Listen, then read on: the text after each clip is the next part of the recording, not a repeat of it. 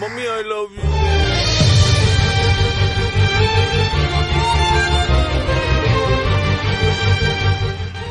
நீ பொய்யே சொல்ல மாட்ட.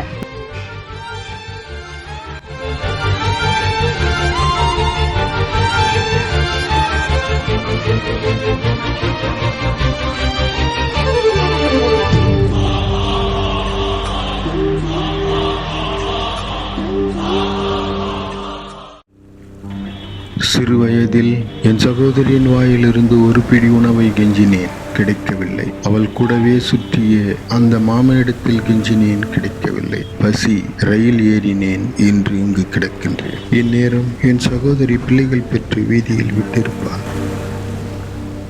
அவைகளும் என்னைப் போலவே ஏதோ ஒரு இடத்தில் காத்து கிடக்கும்.